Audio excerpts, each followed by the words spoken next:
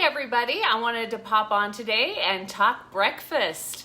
Breakfasts are pretty slow going in my house because we homeschool and so we just kind of have slow starts mornings. I'm really not a morning person. My kids are fend for your own for breakfast, but I know in a lot of other houses breakfasts are really, really rushed and you guys are all kind of crazy and things are going, you know, and you just need something really quick and easy. So today I'm going to show you a egg cup that can be made, pre-made and put in the freezer, and you can just kind of heat it up and out the door you go, and you've had some really great eggs first thing in the morning. Get that brain power going, which I kind of obviously need this afternoon. I'm getting on that 3 o'clock slump.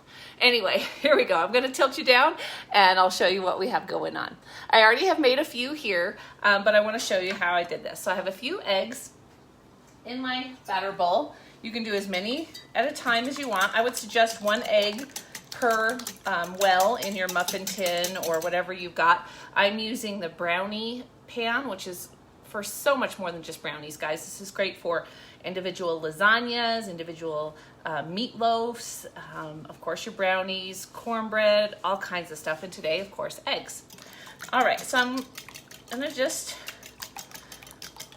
whip these up a little bit. I'm gonna add a little bit of salt and a little bit of pepper. If you wanted to add some garlic salt, you could do that, or if you like a little kicks, a little bit of red pepper, you could do that.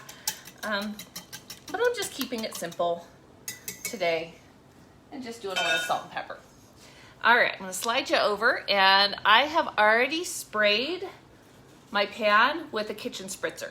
You really don't wanna use things like aerosol nonstick sprays like Pam on your nonstick because it creates a buildup that eventually will become a problem. So this is just olive oil in the kitchen spritzer, and I went ahead and did that. Now I'm just going to fill my wells, and I'm gonna start from over here. I do not have enough today to fill all my wells. I'm just kind of winging this, and so I had just not quite enough eggs, but I will put water in these wells to kind of keep everything going at the same temperature throughout. All right, so we've got that part, and now we're doing our veggies. We're gonna slide you back over here. I already have a lot of these cut up. I've just got some onions, some bell peppers, some mushrooms, and some tomatoes. I'm gonna show you what I use to cut the tomato.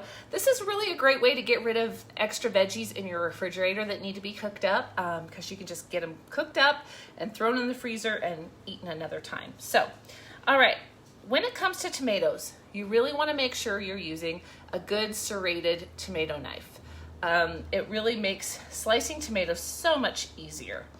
And when you do tomatoes, of course, you want to do your slices, sticks, and dices.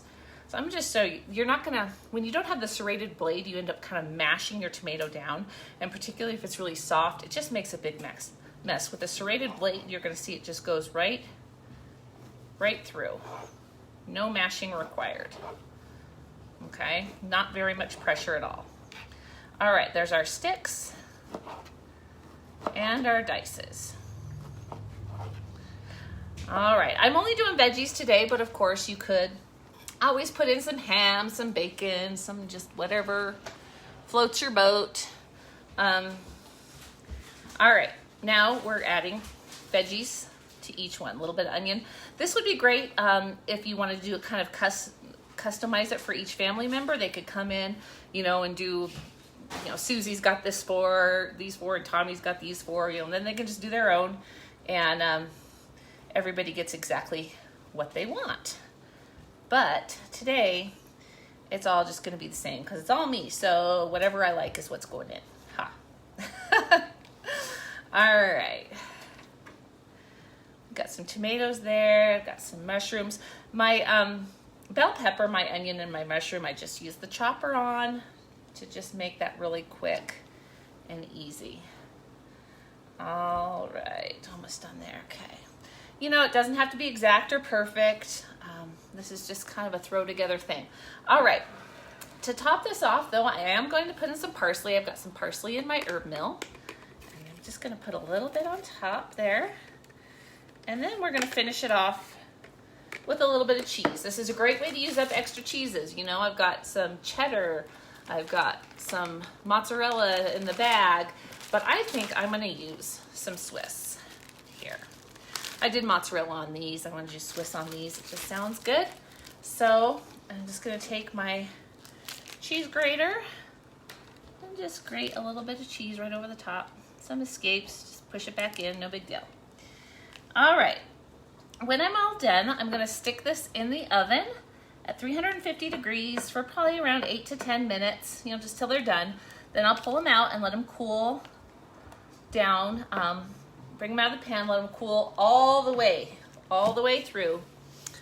And then I'm gonna wrap them up and throw them in the freezer. And then whenever anybody needs a quick breakfast, they can just grab one out. My husband on the way out the door in the morning, he could just grab one and heat it up and he'll have it ready to go. So thanks for joining me. And if you have any questions, just drop them in the comments. If you'd like to tell me what your favorite thing to put in your eggs is, I'd love to hear that. And we'll talk to you again soon. Happy cooking.